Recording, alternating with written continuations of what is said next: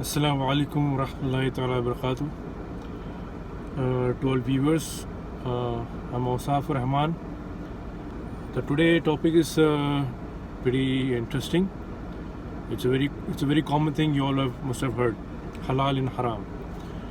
So before getting into the more further discussion about about halal and haram, first let me explain to you the definition of halal as well as haram. Now for those who know Arabic, how to read and write and speak also, the halal is spelled as ha lam alif lam, okay, and haram is ha ra alif mim. Now the halal has its own root word called ha lam lam, and the haram has own root word which is ha ra mim. So basically, the definition of halal, to be very honest, coming back to that, there are quite a lot of definitions and all that for defining halal and haram. Because if you look at the books of fiqh over there, any kind of books of fiqh, the detailed ones, where it is read at the academic level, where the scholars, ulama and muftiyan, they refer to it. There are many definitions of halal and haram, and they've got a lot of terminologies which it defines in different way. Now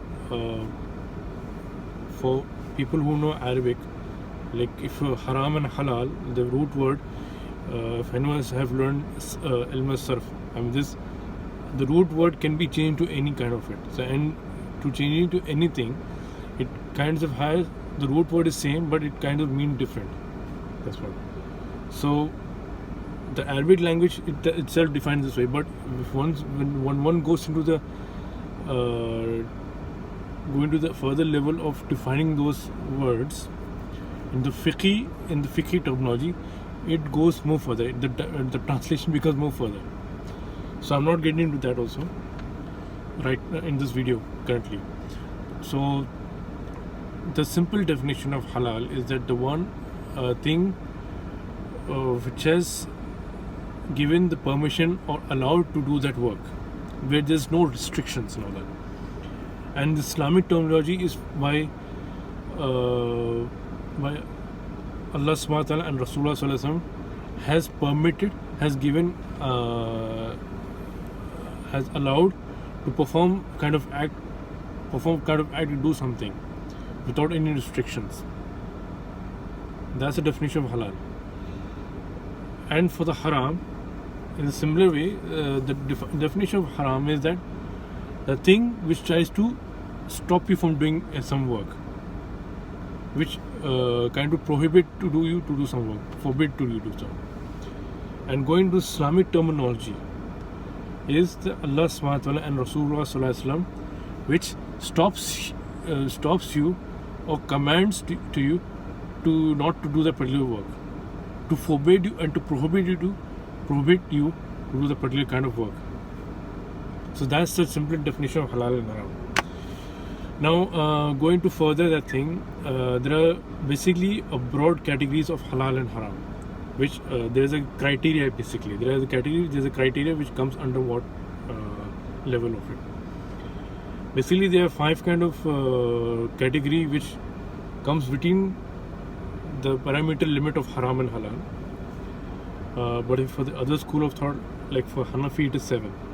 Now I will differentiate that now. Now the general category of halal and haram is 5, and in that the schools like Maliki, Hanbali and Shafi'i, they follow that category. And for Hanafi is 7. I'll come to the 5 category. The 5 category is wajib, mandub, mubah, makruh and haram. Now what does each of them define? Wajib is any act which has been compelled or has been commanded by Allah subhanahu wa ta'ala and Rasulullah sallallahu alaihi wasallam to do that work. and not performing that, it leads to a sin. That is the definition of wajib. Mandub is the recommendation act recommended by Rasulullah Sallallahu Alaihi Wasallam. Doing that is a rewarding, but not doing it, there is no sin. Mubah is that category which doing that has no reward, and not doing it, there is no punishment. I mean, whether you do it or not do it, there is no reward or punishment at all. Makruh is an act where performing that act there's no sin, but if you're not doing the performing that act kind of it, that is more recommended. It's better not to do it, as recommended by Rasulullah Sallallahu Alaihi Wasallam. But if you do that, there's no sin. Haram is a category where it is the hukum, the command from Allah Subhanahu wa Taala and Rasulullah Sallallahu Alaihi Wasallam to not to do that. It forbid you to do that, and doing that leads to a sin. Not doing it is a reward actually. It's compulsory not to do it. That. These are simple 5 categories. Now coming to the 7 categories as defined by the Hanafi school of thought. There are further two being added. Now, where are the further 2 been added? On the wajib, actually it has been divided in 2. In that, one is farz, another one is wajib. Now difference between these 2 is that farz is an act where it is a compulsory act to do, commanded by Allah Subhanahu wa Taala and Rasulullah Sallallahu Alaihi Wasallam, both of them, and which has been commanded in an explicit way. That is farz. Wajib is defined as the commandment by Rasulullah Sallallahu Alaihi Wasallam to perform that act. It is a compulsory performance act, but not doing it, it is sin. But it is not being explicitly explained by Allah Subhanahu wa Taala, no, or not clearly explained by Allah Subhanahu wa Taala. Then mubah is the same as the other one. Mandub is same, and now in that makruh there are 2 categories in the 7 ones. Makruh tahrimi and makruh tanzihi. Makruh tanzihi is the same definition of the makruh what has been mentioned in the 5 categories what I mentioned.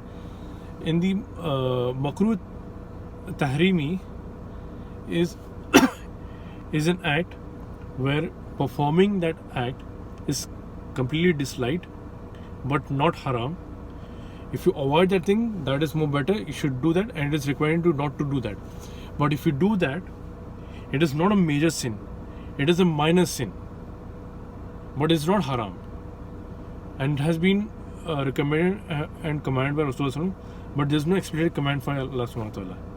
That's the definition of makruh tahrimi, and haram is the same. So that's the difference between the 5 commandments in halal and haram and 7 commandments in halal and haram for Hanafi fiqh, and for the school of thought they follow that the 5 one. Now why I'm mentioning about this thing and why am I emphasizing such thing, because for a very obvious reason that the Sharia law is Quran and Sunnah is completely, a lot of things has been filled up with halal and haram, the hukum of halal and haram actually. You see, in every day part of our life, everything is surrounded by understanding that what that particular thing at, or that thing comes under what category within the halal and haram of parameters. Yeah, coming back to that also. Now, the category of halal in the 5 part of it, from the wajib till makruh, these all part comes under halal. You can do any one of that thing, it comes under halal. Haram is like that comes under haram. Now for the 7 category which the Hanafi school of thought follows, from first wajib, mandu, makruh, mubah, and makruh tanzihi. From there till there, that is halal. That comes under halal. You perform any one of that thing, any one of that, it comes under halal. And makruh tanzihi, makruh tahrimi and haram, that comes under the category of haram. That's the parameter of it. Now coming back to that thing. Now you see any part of our life, anything, the clothes what you wear, the prayer, the the ibadah, Psalms, Zakah, Hajj, Umrah, everything.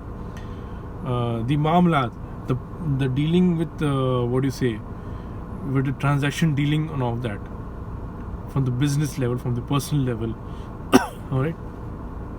And Mashra, the one you're dealing with the people, with your own family members, outside the family members, your relatives and friends, everyone, and to the society, all kind of categories. Any you count anything on that, everywhere it has been mentioned about that under what category doing that kind of stuff, or that particular stuff comes under what category, whether it's halal or it comes under haram, in any 5 or 7 of it.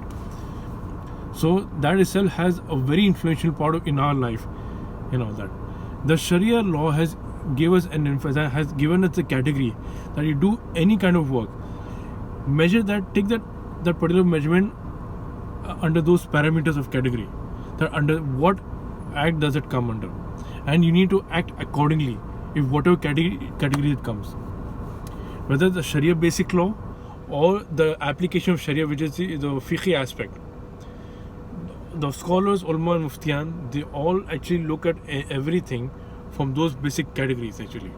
I mean, they have their own usuls, they have their own principles to how to come up with that thing and derive that thing. But at the end of it, once they come up with a particular item, okay, this comes up under halal, farz, wajib, or mandub, makruh, sunnah, or haram, and all that stuff. So that what really defines that what is that thing. Whether you talk about the past kind of thing which used to happen, or the present currently what we're doing, or the future aspect, what are the new technologies or new emerging things that are coming up which has not been heard of it or imagined early before. Like for example, NFTs, cryptocurrencies here, or what is the metaverse you can talk about. Now these are discussions they are talking about, like whether where it is still under research, development is ongoing, because these industries are very new industry. It is not has reached to its maturity level in the industry life cycle. It is still at its initial stage, at a younger stage right now. So quite a lot of things need to be researched ongoing. But in spite of all that, there is still research going on that whether what that particular thing comes under what category, it is halal or haram. Okay, even that halal or let's say that haram, what is that thing, the particular aspect of that particular act becomes halal or haram, and all that, or vice versa, whatever it is. So this is where we have to realize that how important is the halal and haram aspect in our life. Like, and it tells, this itself tells that you, anything you do, any kind of act you do, anything you see, you saw that stuff over there. First thing and foremost, you have to understand, you have to find out that whether that thing is halal or haram. You need to go to competent scholars, you need to go to competent ulmas and muftiyan to find out that thing, and try to they will do some research, and you need to do research on your own. As they have to do the research, obviously they are more responsible, and obviously they have to own who has to give an answer to that. They have to issue the fatwa whether that thing is halal or haram or whatever, and once that answer comes, then you need to act accordingly. So it is our own responsibility to understand that before you do any act, find out what is that thing. Without doing any act, you bluntly do that stuff, or you consume that stuff, and later on it is haram or halal, that thing, whatever it is, that thing. Then obviously, what do you say, that the mistake comes on the own person, that why that person has not found out anything, that whether that thing is halal or haram, and all. That precautionary steps needs to be taken. That is necessary to be taken. Like, even though Allah subhanahu wa ta'ala has given a general command that everything is halal, whatever thing you do, unless it is explicitly mentioned from Quran and Sunnah and by the ijma or qiyas, that whether that thing is halal or whether that thing is haram or not. That thing. Okay, that usul fiqh which I have mentioned about those 4 categories, that I'll speak about them in the future videos. But the emphasis what I'm saying is that, like, how important is for us to understand the halal and haram and all that, and how does that play a major role in our life actually, from the day we are born till the day we are going to leave this world. you know, at our own individual or at the collective level actually. So that's what I'm trying to discuss about this thing. I have taken the reference books from books of Halal wa Haram, the Urdu book by Mullah Khalid Saifullah Rahmani sir, and even the other book called Qamusul Fiqh by Mullah Khalid Saifullah Rahmani, and the other book called Mawsu' al-Fiqh lil Kuwaitiyya, that book which has been published by the government of Kuwait. You know, interesting book. So that's it for all. Thank you so much for viewing. Please like, share and subscribe. Any comment you have, please do comment and all that. May Allah subhanahu wa ta'ala please forgive me and for any mistake I have said. All of you please remember in your du'as. Take care and see you in the next video inshallah. Assalamu alaikum wa rahmatullahi wa barakatuh.